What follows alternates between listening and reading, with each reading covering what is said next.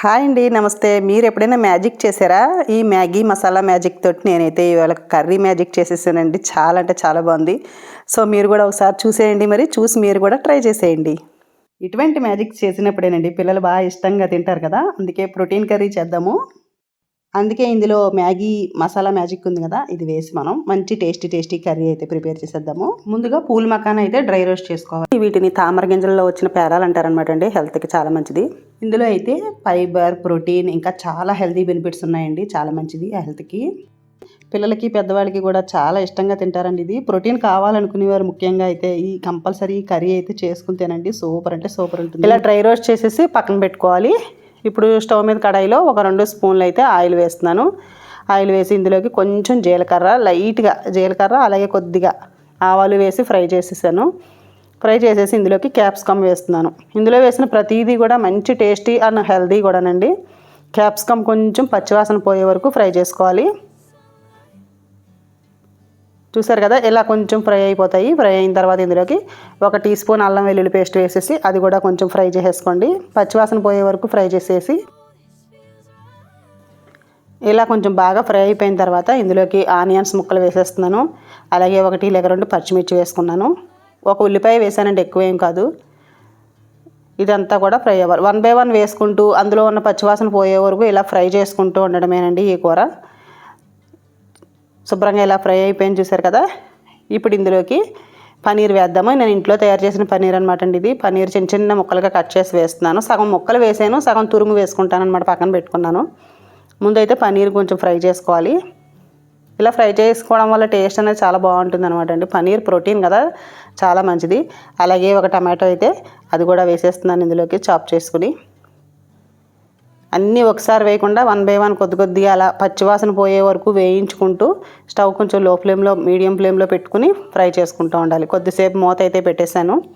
కొంచెం మగ్గాయి అనమాట అండి అన్నీ కూడా. ఇవి పచ్చివాసన వచ్చాయంటే టేస్ట్ అనేది పాడైపోతుందండి, కర్రీకి బాగోదనమాట. అందుకని ఇలా లైట్గా అన్నీ వేగాలన్నమాట. వేగితేనే కొంచెం బాగుంటుంది అనమాట టేస్ట్ అనేది. చూసారు కదా, ఆల్మోస్ట్ అన్నీ కూడా కొంచెం మగ్గిపోయాయి. ఇప్పుడు పూల్ మకానా కూడా ఇందులో వేసేస్తున్నాను. ఇవి ముందు క్రిస్పీగా ఉంటాయి కదండి, ఇప్పుడు ఇందులో వేయడం వల్ల మెత్తగా అయిపోతాయి. అయినా సరే టేస్ట్ బాగుంటాయి అనమాట. ముందు క్రిస్పీగా అయ్యాకనే డ్రై రోస్ట్ చేసుకున్న తర్వాత ఇలా వేసుకోవాలి. ఇప్పుడు ఇందులో పన్నీర్ తురుము కూడా వేసేస్తున్నాను. తురుము ఎందుకు వేసానంటే కొంచెం గ్రేవీగా ఉండడానికి బాగుంటుంది కదా, అన్నీ ముక్కల్లాగా ఉన్నాయని చెప్పి కొంచెం పన్నీర్ తురుము వేసాను.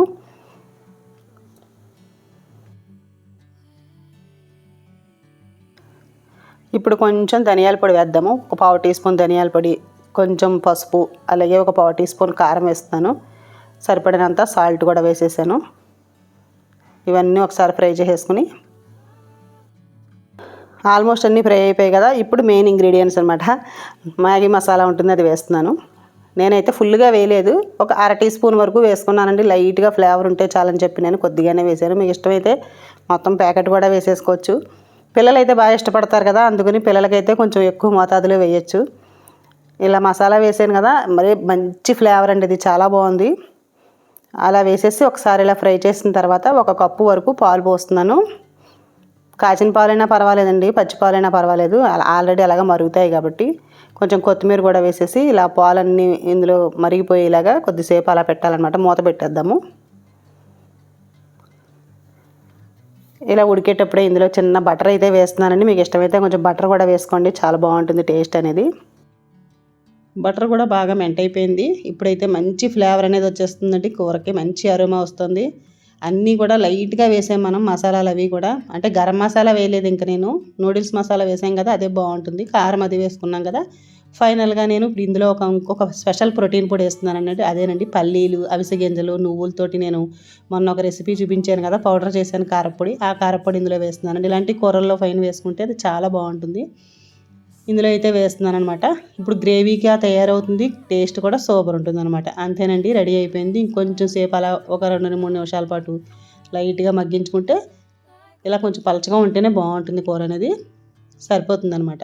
రోటీ చపాతీల్లోకి అయితే సూపర్ అంటే సూపర్ ఉందండి. ఇది మీరు కావాలంటే బ్రెడ్ మీద కూడా వేసుకుని టోస్ట్ చేసి పిల్లలకు పెట్టచ్చు. మరి రెసిపీ మీకు నచ్చిందని అనుకుంటున్నాను. నచ్చితే తప్పకుండా ట్రై చేయండి. మరొక వీడియోతోటి మళ్ళీ కలుద్దాం. Thank you for watching.